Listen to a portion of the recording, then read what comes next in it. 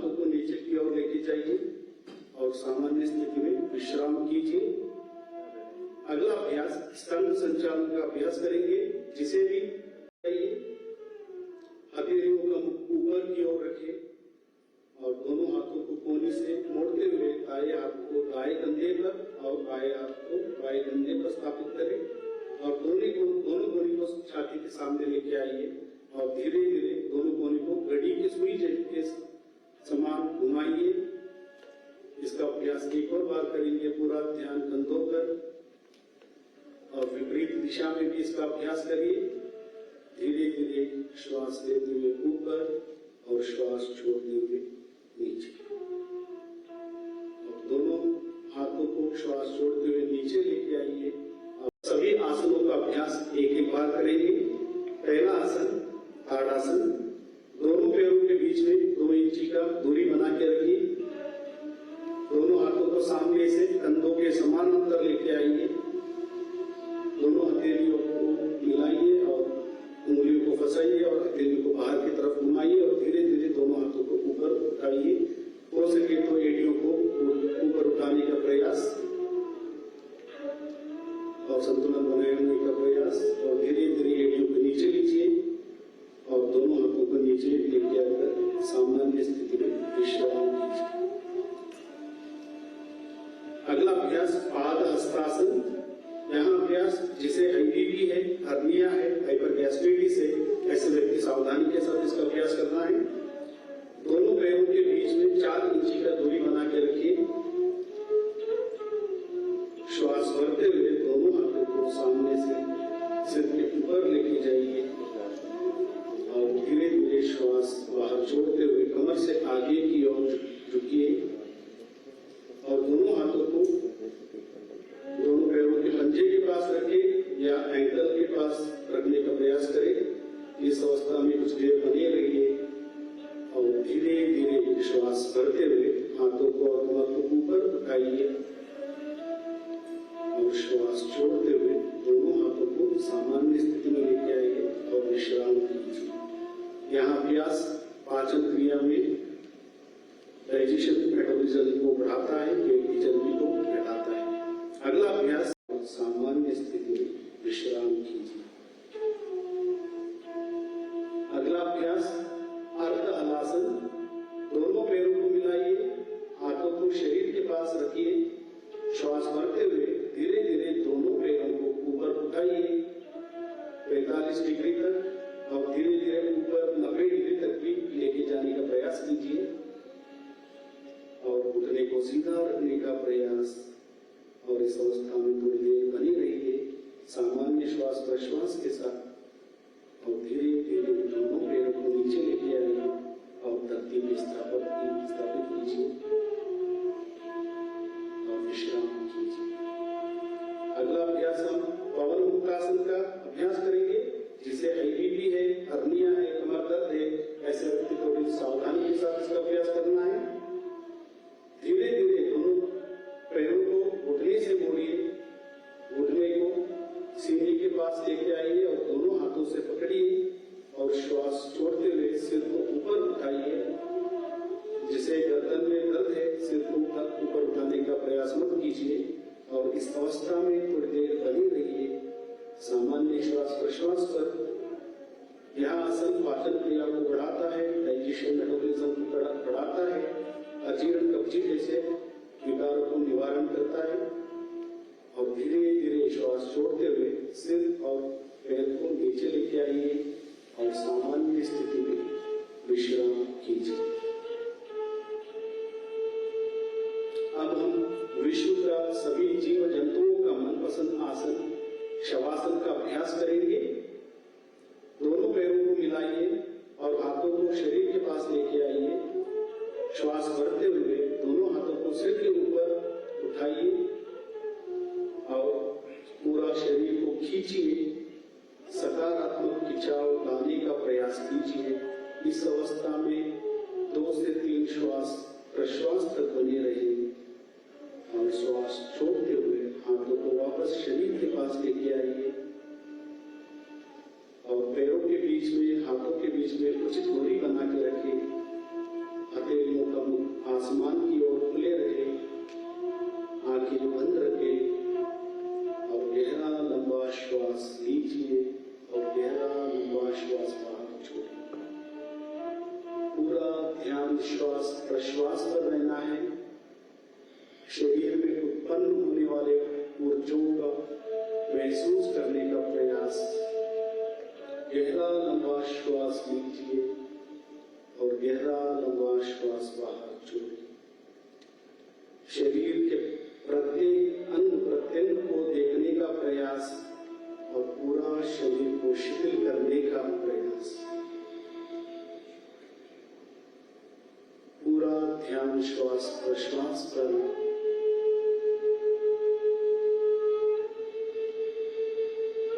पूर्णता से विश्राम कीजिए और धीरे से बाएं या दाएं करवट लेते हुए बैठ जाइए। दाएं या बाएं करवट लेते हुए उठकर बैठ जाइए। अब हम कपालभाति का अभ्यास करेंगे।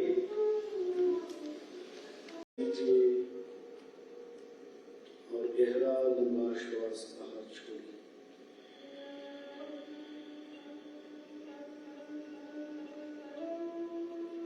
और मन ही मन में संकल्प धारण कीजिए कि मैं स्वयं के प्रति, कुटुंब के प्रति, समाज और विश्व के प्रति शांति, आनंद और स्वास्थ्य के प्रचार के लिए संकल्पबद्ध हो और देश के विकास के लिए समर्पित हो।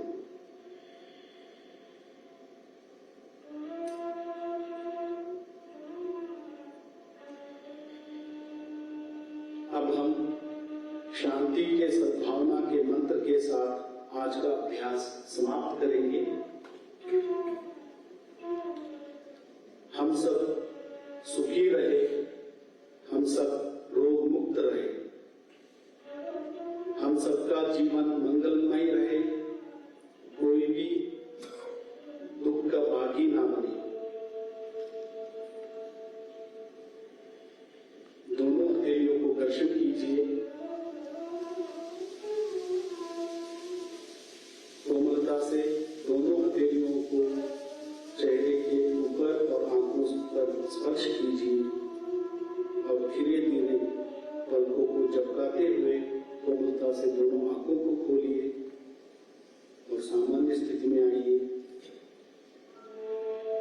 आप सभी का धन्यवाद। आपका दिन मंगलमय हो, योगमय हो। जय हिंद, जय भारत। सभी योग अभ्यासियों के लिए आप अपने आज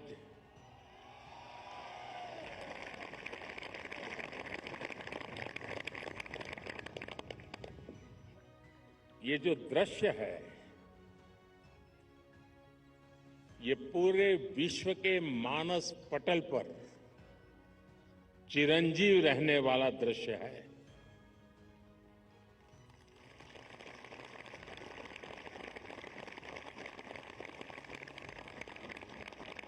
अगर बारिश न होती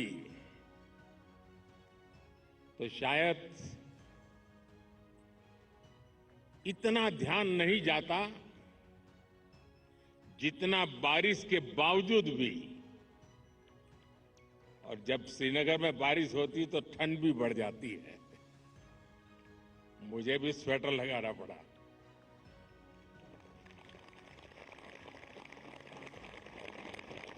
आप लोग तो यहीं के हैं, आप आदी हैं, आपके लिए कोई तकलीफ का विषय नहीं होता है।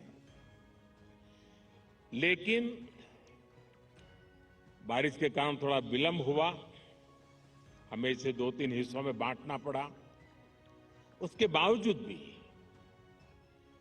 विश्व समुदाय को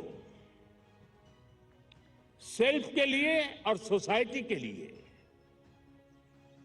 योगा का क्या महात्म्य है,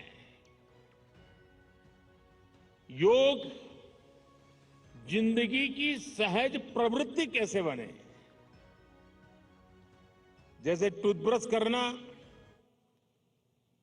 हमेशा का क्रम बन जाता है। बाल संवारना हमेशा का क्रम बन जाता है। उतनी ही सहजता से योग जीवन से जब जुड़ता है, एक सहज क्रिया बन जाता है, तो वो प्रतिपल उसका बेनिफिट देता रहता है। कभी कभी जब ध्यान की बात आती है, वो योग का हिस्सा है, तो ज्यादातर लोगों के मन में ऐसा रहता है कि कोई बड़ी स्पिरिचुअल जर्नी है, कोई अल्लाह को प्राप्त करने का या ईश्वर को प्राप्त करने का या गॉड को प्राप्त करने का, साक्षात्कार करने का एक कार्यक्रम है। और तब जाकर के लोग, अरे भाई ये तो मेरे से नहीं हो सकता, मैं तो सामान्य मानवी हूं, वो रुक जाता है।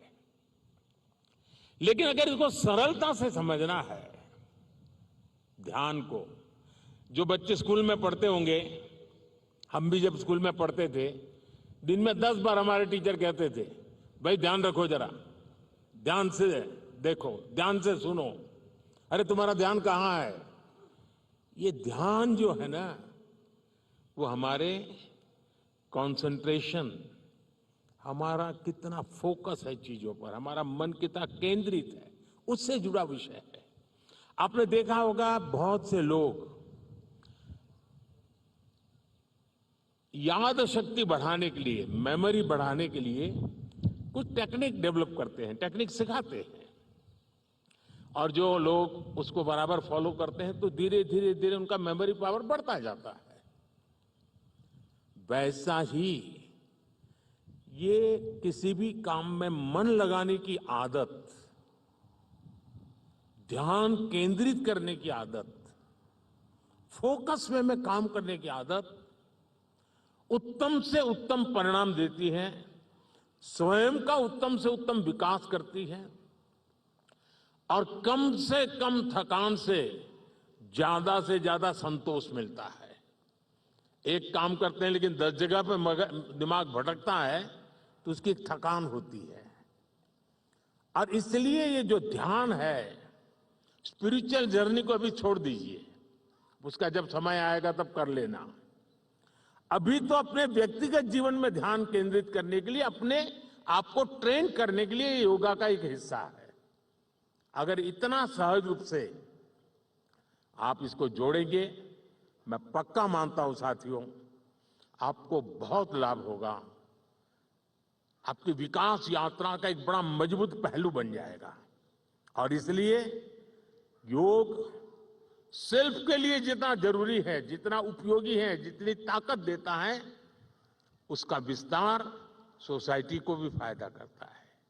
और जब सोसाइटी को लाभ होता है तो सभी मानव जात को लाभ होता है, विश्व के हर कोने में लाभ होता है। मैं अभी 2 दिन पहले एक मैंने वीडियो देखा,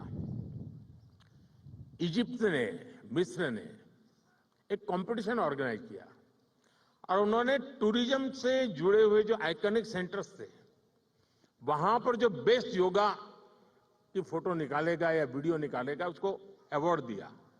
और वो जो तस्वीरें मैंने देखी, मिस्र की बेटियां सारे आइकॉनिक पिरामिड वगैरह के पास खड़े रह करके अपने योगा की मुद्राएं कर रही है, इतना आकर्षण पैदा कर रही है। और कश्मीर के लिए तो योग एक बहुत बड़ा रोजगार का जरिया बन सकता है, टूरिज्म के लिए बड़ा आकर्षण का केंद्र बन सकता है। तो मुझे आज बहुत अच्छा लगा। ठंड बढ़ी, मौसम ने भी थोड़ा चुनौतियां पैदा की, फिर भी आप डटे रहो। मैं देख रहा था कि हमारी कई बेटियां ये दरी को ही अपने जो योगा मैट था उसी को बारिश से बचाने के लिए उपयोग कर रही थी, लेकिन गई नहीं, डटी रही। ये अपने आप में बहुत बड़ा सुकून है। मैं आपको बहुत बहुत बधाई देता हूं, बहुत बहुत शुभकामनाएं देता हूं। Thank you.